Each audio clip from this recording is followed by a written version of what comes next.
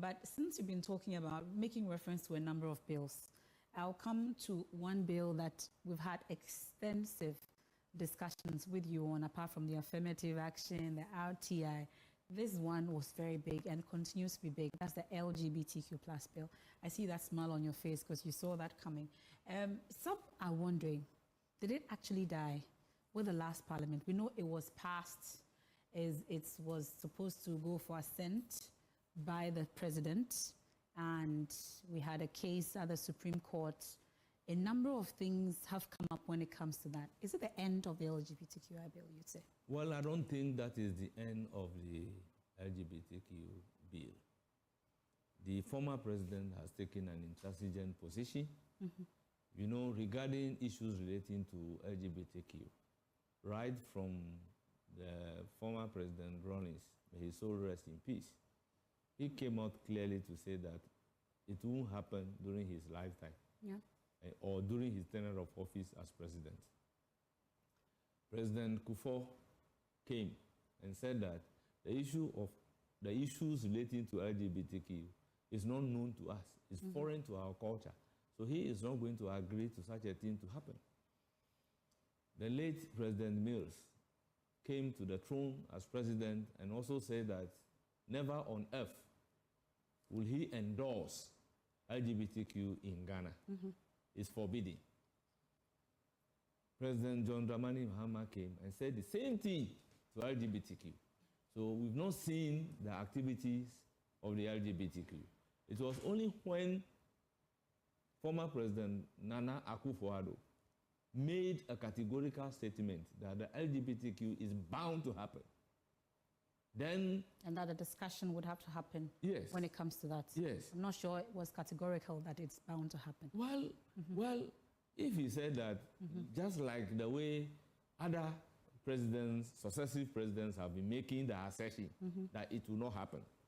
If he had not said it is bound to happen, we will not see the activities leading to having office at Dominic Obenya, who generated a whole lot of issues, as a result of which Christian communities, the traditional rulers, would have to come out and engineer a private members' bill to prescribe the activities of the LGBTQ. So that was the genesis of it. And I must say that I was very instrumental in shepherding that particular bill into law. Yes. Because I was then the ranking member for Constitutional, Legal, and Parliamentary Affairs. And we had extensive discussions right here on the show. Extensive discussion on that particular bill. I was in the media speaking about the need to pass that particular law. And finally, Parliament of the Republic of Ghana had passed that particular bill, exercising its authority under Article 106.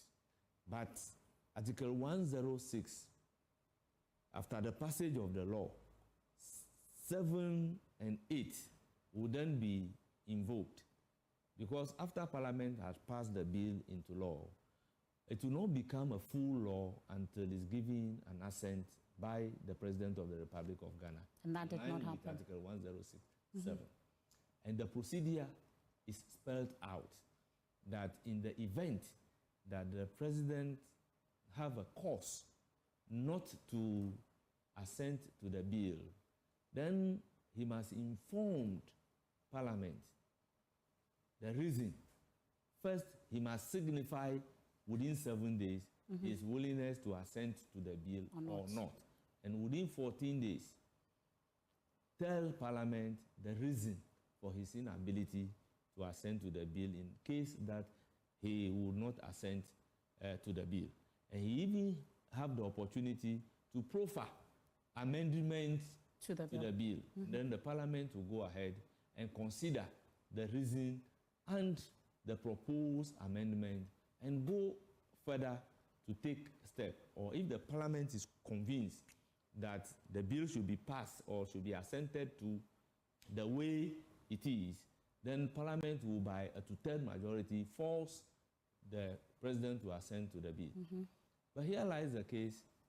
There was a derogatory letter from the Secretary to the President that Parliament should not even submit the bill to the President for assent. Because there was a case in Meanwhile, the Supreme Court. It's a constitutional function to be performed. Even if there is a case in the Supreme Court, I wouldn't write such a derogatory letter that Parliament should desist. You understand? Okay. If you know as a president that there is a case at the Supreme Court that binds you from assenting to the bill, then you take delivery of the bill and write to Parliament that owing to the fact that there is a case pending at the Supreme Court over this particular bill, you have decided to abide by the decision of the Supreme Court. So all that is a lot of water that has gone under the bridge. Going forward, Parliament should desist and refrain from submitting the bill. It's a constitutional function that will have to be. So the key question for me, what then happens to it? Can this president inherit? President John Mahama, under the 9th Parliament, the LGBTQ bill will be passed and assented to. It will come back for passage. Yes, and again. It will be assented. When are we starting that process? Are you aware? Well, I wouldn't be able to know when we are starting the process. These are some of the reasons why people think we are in a hurry to vet the people. As we speak right now, we do not even have the Attorney General and Minister of State. These are some of the things, either it will come as a government bill or it may resurface in Parliament still as a private member's bill.